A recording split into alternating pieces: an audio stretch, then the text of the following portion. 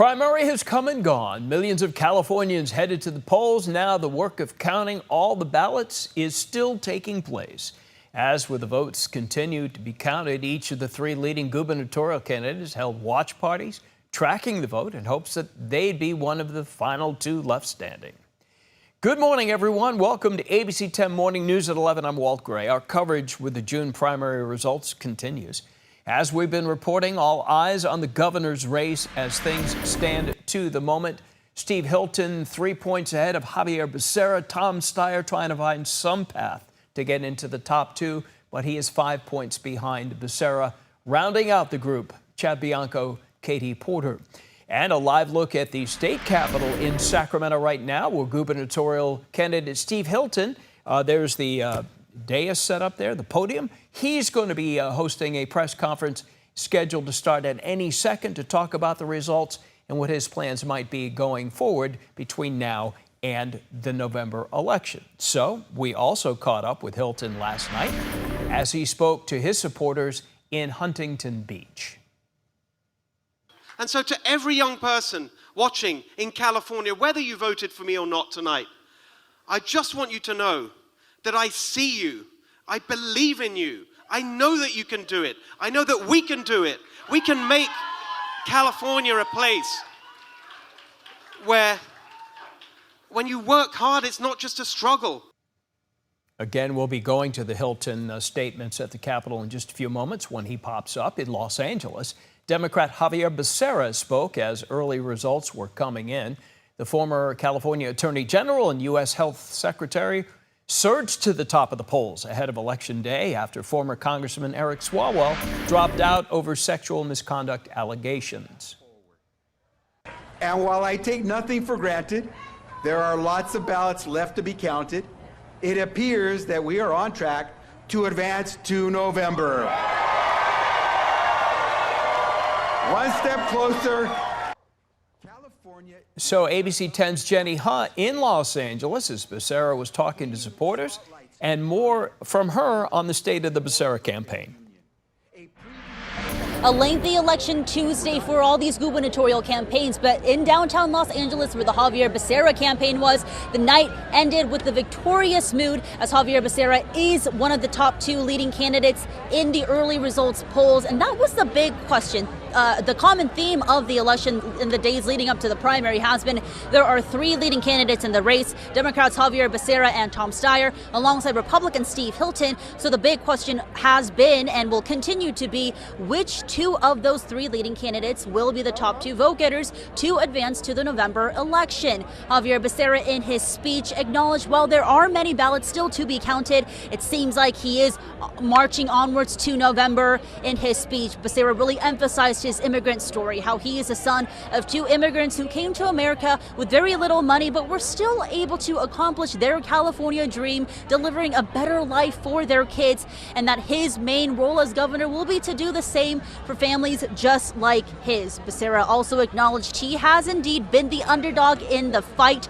but like his parents, he never gave up. And look where he is now, one of the front runners in the race to become California's top elected official. So again, as early results come in and as many votes remain to be counted, we'll see how the dynamics of the race shifts. But for now, a victorious celebratory mood from the Becerra campaign. In downtown Los Angeles, Jenny Huh, ABC 10.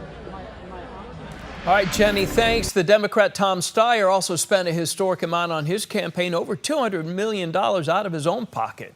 He talked to a crowd in San Francisco last night. This race, more than any other in recent memory, laid bare the basic operating principle of American politics, a very uncomfortable truth. Money talks. In this race, we saw what corporate money tends to ask for: higher rents, lower wages, permission to pollute, to price gouge, and to treat workers as disposable. And in this race, we saw the way that money from some of the wealthiest people and corporations in the history of the world mobilized when I said I'd tax it fairly. All right, that was Tom Steyer speaking last night in San Francisco. We're going to go to Steve Hilton right now, who is now talking outside the Capitol.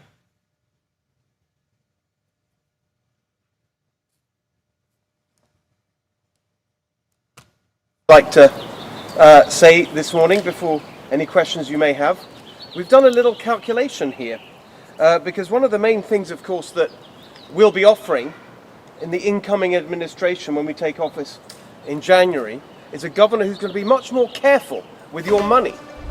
We've had a lot of profligacy from Democrats these last few years. It's why we have the highest taxes in the country for the worst results. They've doubled the budget in the last 10 years. Everything's just got worse. Democrats really know how to spend money, and we actually saw that in the governor's race. So here are the numbers so far based on the latest vote totals of the cost per vote, the spending per vote for the leading candidates in the governor's race. So far, our campaign has spent $2.71 per vote. Javier Becerra, $12.31 per vote. That is 4.5 times as much as us. Matt Mahan, $175.50 per vote. 65 times as much as we spent. Guess who's top of the league table for spending per vote? It's our friend Tom Steyer. $201 per vote so far. 74 times as much as we spent. So there you have it. Democrats are spending at least 4 times as much to get the same results as our campaign, and in their worst case, 74 times as much to get the same result. It's an indication that when I'm elected governor, we are going to be frugal and careful with public money so we can cut the bloat in our government and reduce everybody's taxes. Speaking of which, I have a couple of announcements today about this campaign. Change is coming to California, and the campaign for change starts today. We are not taking a break. The situation in California is too urgent for that. We are in an emergency in this state.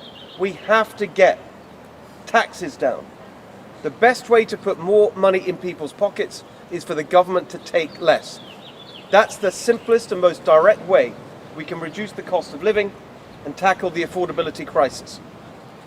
But it's an economic emergency in many other respects as well. We have, of course, the highest poverty rate, the highest unemployment rate in America. Businesses are leaving. We have to take urgent action to stop that. We have to have change so that we once again become a state where people are moving to, not fleeing, where businesses are starting and investing. And so we can't take a break. The situation is too urgent. The campaign for change starts right now. We're going to be meeting later today with many others in the Republican Party, many other candidates for statewide office, party leadership. I'm going to be leading a united team to bring change to California, to cut your costs, to help your business, to fix our schools. That's the mission, to put our state back on track. And that work starts today. I've got one more announcement to make. One of the policies that I've been running on in this campaign, which has received the most positive feedback, is of course my plan to make your first $100,000 tax-free. Lots of positive feedback on that policy, including from Katie Porter, one of the other candidates in the governor's race, who adopted it as her tax policy. But one of the things that many people have said to us is that actually, given how high the costs are in California, the highest housing costs in the country, highest gas prices, highest grocery bills, electric bills, more than double the national average, that actually that $100,000 level for no state income tax is perhaps too low. And so I can announce today that we are beginning a policy process to cost the affordability of raising that level so we can lift more people, more working families out of state income tax. So I'll have an announcement as soon as that process is completed, but our goal is to act quickly and immediately to take less money out of people's pockets so they can afford to live in California. So that's the process. All right, that is Steve Hilton, who is speaking live outside the state capitol building two updates on his campaign, as he says, is he going to keep pressing on starting today. So right now, the polls may be closed for voters, but the work of counting ballots is very much far from finished. A live look at the state capitol, where Steve Hilton was speaking about what his next missives were. And right now, the polls, as we said, still counting. ABC 10's Austin Castro actually is live from the county elections office with a look at what happens next and how officials are making sure every vote is counted accurately. Austin? Well, that's right. Yeah, there are still many votes to be counted here at the elections office. Now, we're hearing that the next update for the election results will be issued at 4 p.m. later today. And they also tell me that there was a very busy night last night and that voting continues, or rather the accounting of the votes continues today. Now, we are also expecting update regarding voter turnout in the near future. Right now, Sacramento County voter turnout sits at 29%. That is expected to reach 40% once all the votes are counted. Now, election officials this morning tell me that the first release of results on election night include people that voted in person before election day and ballots processed from drop boxes or mailed in. They then process votes that came in from vote centers just yesterday. Counting is expected to continue over the next few weeks. This morning, the election office also began what they call a manual tally precinct selection to ensure the accuracy of their machines. Yeah, the manual tally is part of our quality control system. So we go through all of the precincts that we have, which in Sacramento County is over 600, and we select a handful of them to then take an actual ballot and check the results against what our machines are telling us. It helps to know that everything is being counted accurately, and so we have kind of that human side of it as well as the machine side. Now, the county will continue counting ballots over the next few weeks, with all results certified no later than 29 days after the election. Haynes also notes that if you see 100% of precincts reporting in those unofficial results, it doesn't necessarily mean that all of the votes have been counted just yet. And if you are curious about the status of your own vote and ballot, you can check that online over on the California Secretary of State website. Live in Sacramento, Austin Castro, ABC 10. All right, Austin, thank you. Going to be busy there for a few more days. And right now, primary races are being decided in 6 states. California has the most watch races, including the one for Los Angeles mayor. Here's ABC's Lionel Moise. I feel very confident that I am going to continue to work hard, learn everything I need to learn.